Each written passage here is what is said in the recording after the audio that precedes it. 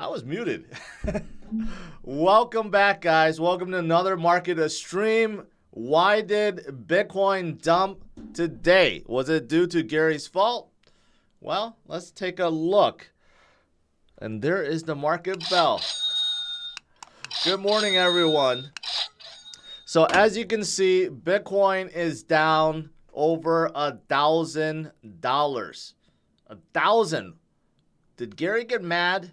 Did he just dump all the Bitcoin that the U.S. government holds because he was embarrassed yesterday? Well, maybe. But there is another rumor going on. But in the meantime, the U.S. market is also not looking good. It hasn't looked good all this week, and it's going to be even worse today, I believe. Mortgage demand also dumped 10%. Because interest rates, again, have gone up because the Fed fund rate went up, prime rate went up. So, yeah, mortgage demand is falling. I mean, this is exactly what what Powell wants. And unfortunately, we are seeing more people suffer because of it.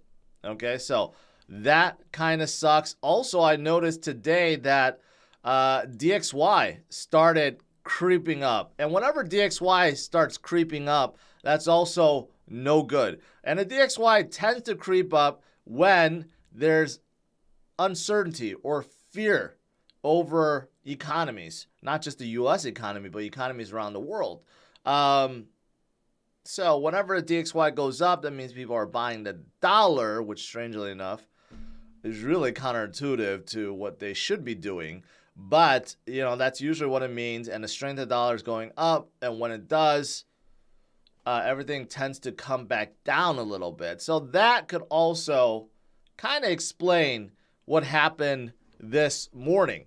But this certainly had something to do with it. You could see right here, probably around 200 million longs wrecked, okay? We had a long squeeze. Rather than a short squeeze, which is what we want to see, we had a long squeeze. Unfortunately, too many greedy people out there throwing on their 50 and 100x leverage. And all those people got wrecked this morning. And when you have massive liquidations like that happening at the same time, yeah, there's a ton of selling pressure, okay? It's multiplied. So that definitely had something to do with what happened this morning. So again, if you're going to play with leverage, don't be a degen, okay? Don't be throwing on your 50 or 100x leverage. But really, no one should be playing with leverage because it ends up just wrecking everyone. The only people that win are the exchanges. They make their fees no matter what happens. If you get wrecked or not wrecked, they make their fees, right? But for everyone else, just be absolutely careful because almost everyone I know, including myself, in the long run, they end up getting wrecked from liquidations. But who caused it? Who caused the initial selling to cause the short squeeze or long squeeze to happen, right? Was it due to Gary Gensler? Well, the government still has about 40,000 Bitcoins left to sell. Okay, this was confiscated from someone who stole it from the Silk Road site back in the day. So the government had 50,000, they sold 10,000, so they have 40,000 left. So people are wondering if they sold another 10,000. Maybe Gary said, sell, let me punish those crypto guys for making me look like a fool. Couldn't answer whether or not Ethereum is a security or a commodity. That's one theory that's going around. But there's also another one that someone else picked up here, Skew. He picked up that someone sold 16,000 Bitcoins on Binance on the spot market, okay? That's a lot of Bitcoins to be selling on the spot market, and the main reason was to stock up on USDT. Why is that? Why are they stocking up on stablecoins? Or do they think that something bad is going to happen? Or do they plan on using that USDT for something else? You know, we know recently a lot of meme coins started popping, hopefully they're not just feeling the FOMO and they want to buy and pump up some meme coins. Hopefully that's not the case. But someone did sell a large amount on Binance Spot, and we don't know who that is. Maybe that is Gary. No, I don't think that was Gary. But that was probably the reason why it kind of started Bitcoin on its downward trend. Then we had a long squeeze, and that's why we fell down 1,000 points. But did we really dump, though? Did we really dump? You know, I exaggerated a little bit maybe with my title because, yeah, overnight 1,000 does seem like a lot, right? But when you start zooming out and you're like, it's barely noticeable, okay? Like this right here is a dump. This right here is a dump. This right here is like a blip. It's like a pothole, okay? So what we experienced was really, really a nothing burger. And that is why volatility actually for Bitcoin is at a 9-month low, okay? Because these days, no one's really selling Bitcoin. There's not that much fear anymore. People are loading up and stocking up, and the long-term holders are not going away. They continue to DCA, and more people are coming in. So in reality, this dump was just a blip for Bitcoin on its way up to an all-time high. In fact, not only is volatility down, but the whales, people that have between 100 and 1,000 Bitcoin, they're loading up. They're loading up hugely. It tells you something, right? You got to look at what these guys are doing behind the scenes, not what they're saying. A lot of them will go on CNBC or go wherever and spew out their rhetoric or their garbage or their FUD, but what they're really doing behind the scenes is accumulating more. That's exactly what's happening right now, right? And then there's, besides these things, there's just a lot more goodness for Bitcoin, a lot of fundamental stuff that keeps on growing and getting better. This one is actually looking at transaction count. I haven't seen this before, but too bad the price is not overlaid on here. Every time the transaction count goes above 320,000 to be exact, according to this analyst, Bitcoin goes on a crazy run. It makes sense. When transactions are really high through the roof, people are generally FOMOing at that time, buying Bitcoin, right? And guess what? We just hit that 320,000 mark. The last few times this has happened, right? Bitcoin went on a crazy run. You could see that peak back in 2017. That was when Bitcoin hit 20,000. Okay, and that was when Bitcoin broke through the 320,000 mark, right? And then the next time around was sometime in 2019. That was when Bitcoin shot up from 3,000 to 14,000, right? And now we're seeing the same thing happen again. We just crossed that 320,000 mark. So does that mean we are about to see a crazy run? Quite possibly.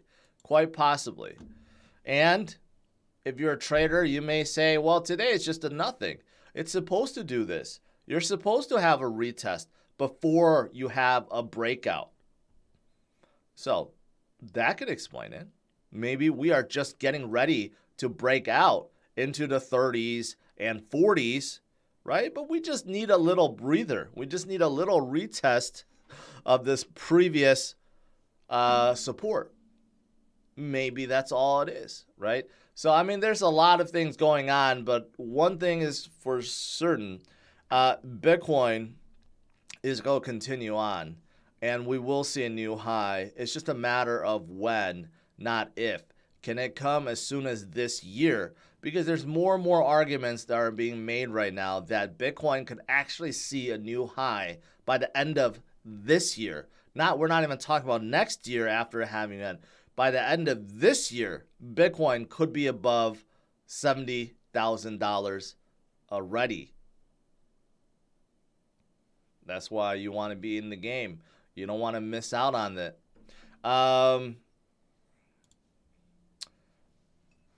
Monetary inflation rate. This is interesting because we hear the term about hyperinflation, which happens everywhere around the world, especially the last few years, right? But this is the first time I've heard anyone say Bitcoin is experiencing hyper disinflation. It's true. That's what the halving event does. Halving event cuts down the inflation rate by half every 4 years until it gets to a point where there's basically no inflation at all.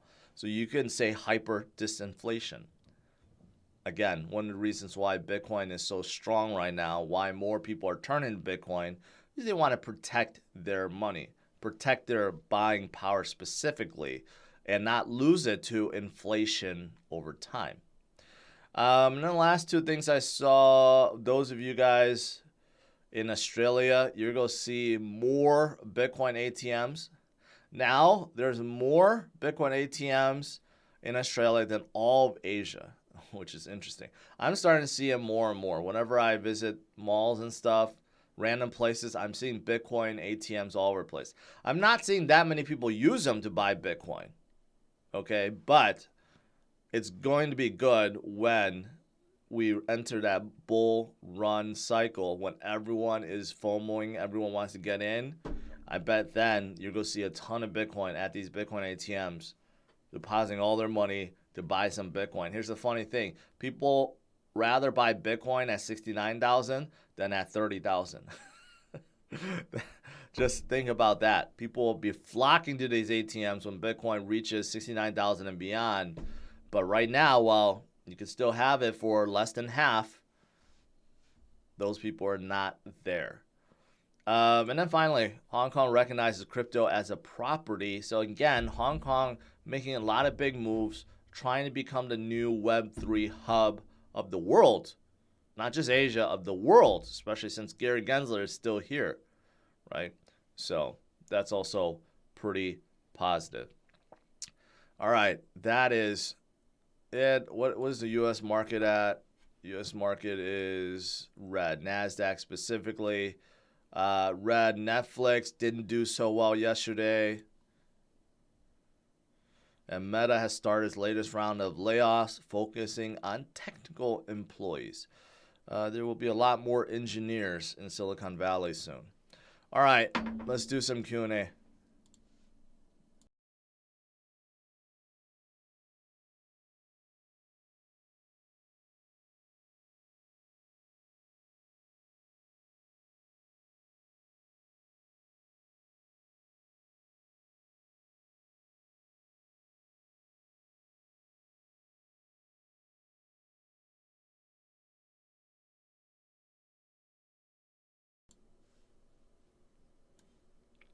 All right.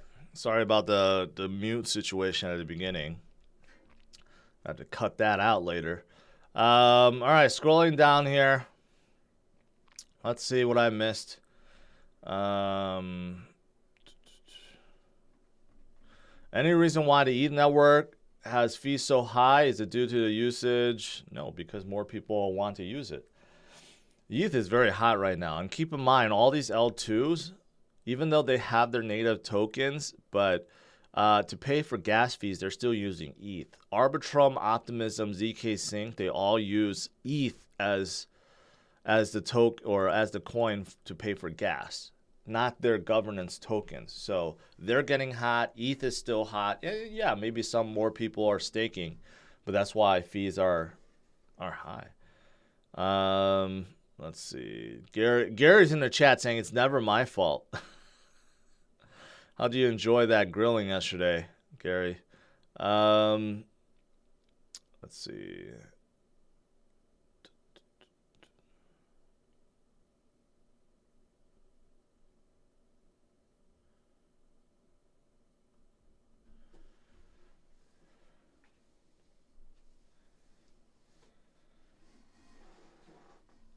Troy is saying some Bitcoin ATMs can send directly to KuCoin.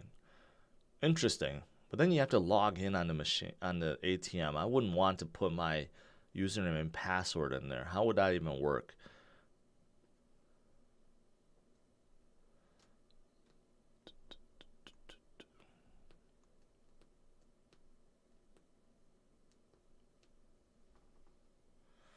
Eric says, I find everyone's lack of faith disturbing.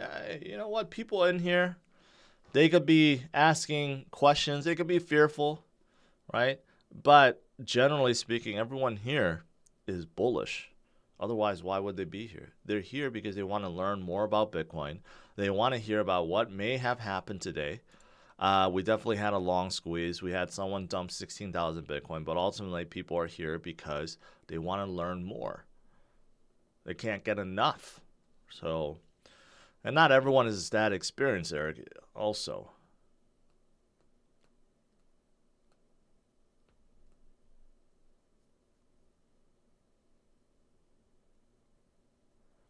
ATM fees are outrageous, though. Yeah, that's why I don't use them. And the spread is outrageous, too. It's like $1,000 spread between buys and sells. You could buy Bitcoins from those ETFs and sell it right away and lose like $1,000. I mean, it's wild. But you know what? When people are FOMOing, they don't care about that. They don't care about overpaying. They don't care about a lot of stuff. Min is asking when Litecoin phone. Hopefully never, ever. Can Render hit an all-time high of $9 this bull run? Lazario, I can't answer that because I'm not a fan of Render. So I'm the wrong person to ask there.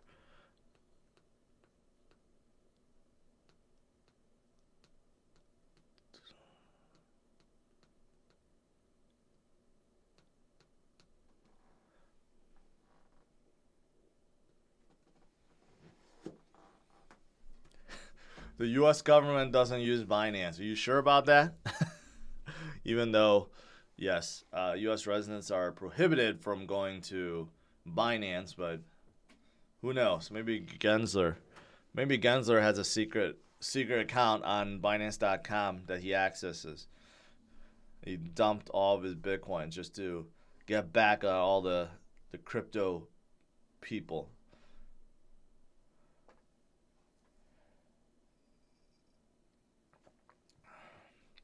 The RenQ finance scam, I don't know about that at all, so I can't talk about it. I've never heard of it before. Do you know the new Gala token will update automatically on exchanges? I'm pretty sure it will. Otherwise, it would be pretty stupid. Although Gala informed people to put in their own wallets, but most exchanges that have Gala, I'm pretty sure it will switch automatically.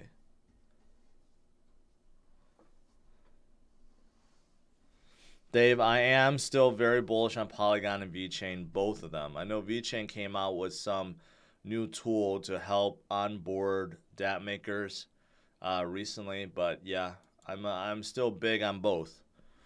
Today is just a setback. Today is really nothing in the grand scheme of things. Let's not forget that recently we saw this too, right? We just saw this happen a day ago where Bitcoin fell down and right back up. There's no reason why we won't see that again. And when you zoom out, you realize, well, it's really silly to be worried about this right here when we experience this or this or this or this, right? We are definitely trending upwards. This is just a blip in the road, right?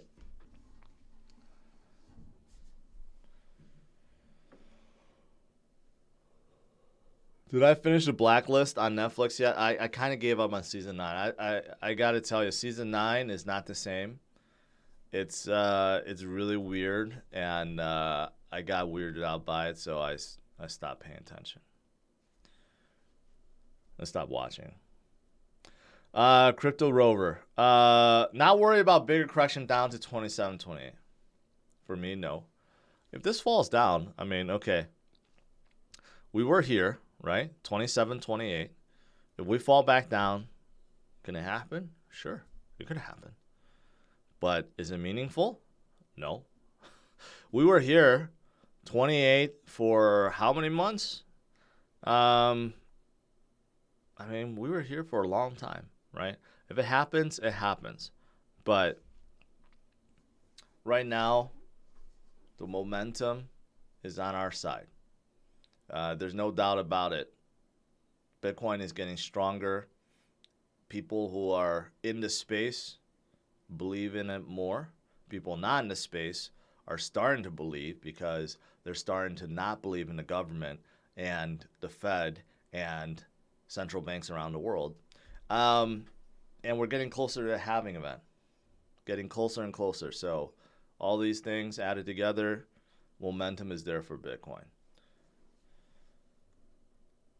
And also something else you guys may have noticed, this is not really a good argument, but you start seeing signs of random coins and meme coins start pumping, right? We're seeing that now. Normally, when you start seeing these kind of weird pumps, start happening, that's when FOMO is really starting to build and people are FOMOing into whatever. I know there's like one that's called Pepe or something right now that's gone up like 10x within like 2 days. It's kind of wild.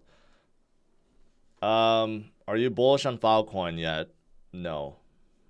I like Arweave much better than Filecoin. Although my opinion can change once they actually onboard some dApps into their layer 2. What happened to the Boys series? I mean, it just ended not too long ago, like a few months ago. It was fantastic, and they're going to have another season. But that's one of the best superhero shows ever created. In case people are tuning in late, what happened? Why did Bitcoin go down? Well, someone sold 16,000 Bitcoins on Binance. That's what triggered a massive 200 million short squeeze, long squeeze. I keep saying short squeeze, long squeeze. And that's what happened. DXY also went up a little bit today. U.S. market's not doing good. But overall, this is what happened. Is it significant? I don't know. Maybe this guy just wants to buy some meme coins. Long term, no significance. Short term, we'll see.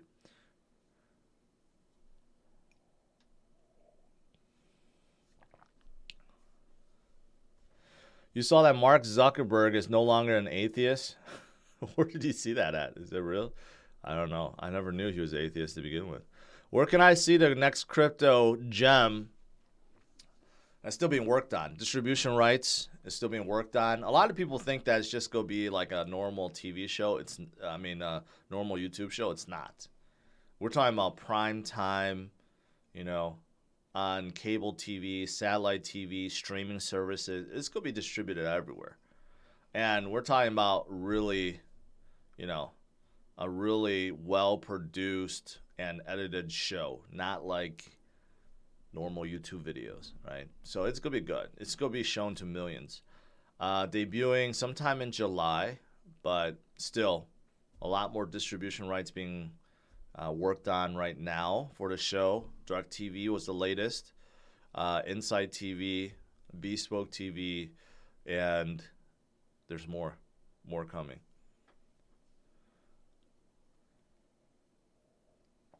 What about Intel and the miners? What about them? I don't know. You're going to have to elaborate on that question.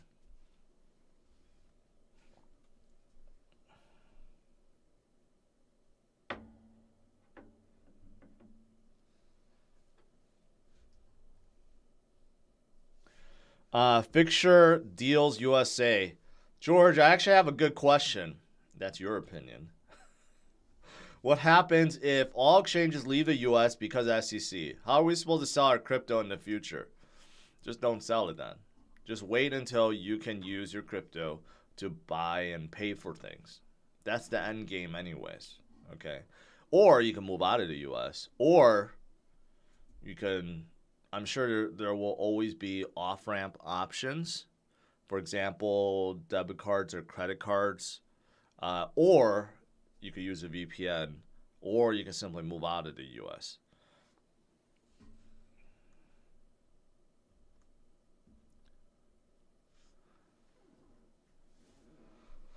Could we see a blow-off top having like 2013 this cycle due to elections happening same time as having what? I don't know what you're asking. Can we see a blow-off top? Can we see a high of this year? Yes. Can we see a high next year? Yes. Can we see a high the year after that? Yes. we are in the most bullish years of this cycle. Okay, we just came off from bottom, and you could argue, and I argue this, that we are in the next bull cycle already. We started it. We're not in the tail end. We're not at the bull run stage, but we have started this new bull cycle. And seeing how the macro conditions and then all the other conditions I've been talking about for this year has dramatically changed in Bitcoin's favor. Can we see a new all-time high this year? Could happen. Intel will stop doing microchips for mining. No one cares. No one cares. Intel is such a wreck right now. If I owned Intel stock, I would dump it all immediately. They don't know how to compete. Whoever is the CEO of Intel needs to be fired ASAP. They have lost their ground against AMD. AMD now produces better consumer chips than Intel. You could argue even probably better for business too, but most people still trust Intel more. But Intel has absolutely lost it against NVIDIA in the mobile space too, and others in the mobile space. And, you know, they tried to make a big splash into mining, and I said that was stupid. That's not going to make them any money. Bitmain is still like the dominant powerhouse. So Intel is totally lost. I don't know what they're doing. I honestly don't know what they're doing.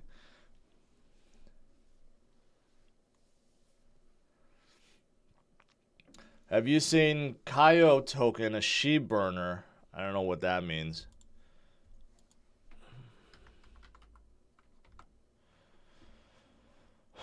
No. No, I have not. And I'm probably not going to look at that either.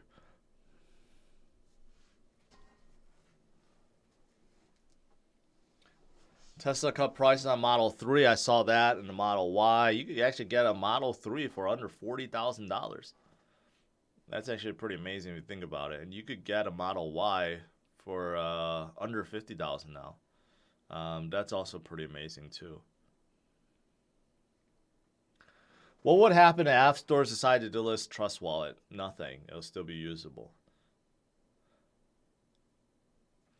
Do I have any calls open for tomorrow's quarter report? Yes. I have a lot that expires in June, and then some at the end of the year. The end of the year one I don't care about, but the one ending in June has not been doing good. Not been doing good at all. It was doing really good, and then now it's like, I don't know what's down by, like 70 or 80%. Because Tesla has been showing a lot of weakness recently. So hopefully tomorrow they have an outstanding report, and then it'll climb up.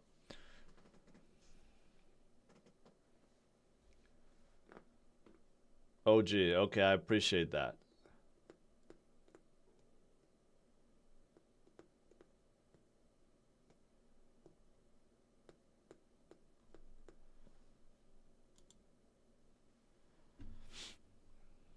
You know, I would totally not be surprised if like this time tonight or this time tomorrow we're like right back above 30,000. I mean, volatility is so low recently, so we treat a movement like this like it's such a big deal, but we forgot just a few months ago how much more volatility we had, right? But we have become complacent, so to speak, with how strong Bitcoin has been, right? But today's drop is really absolutely nothing. It's a nothing burger.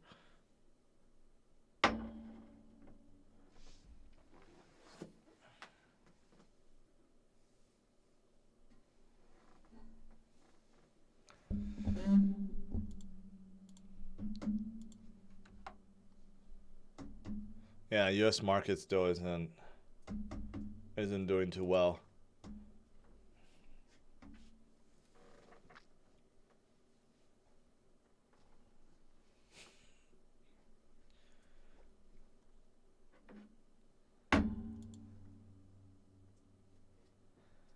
Whales are still buying. Volume going higher. Still looking good.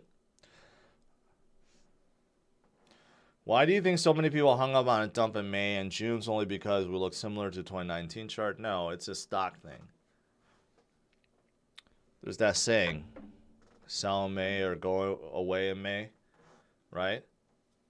That's why. That's why.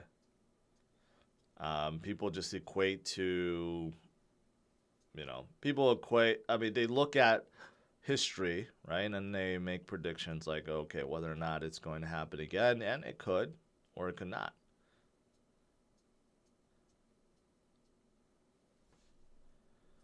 John A.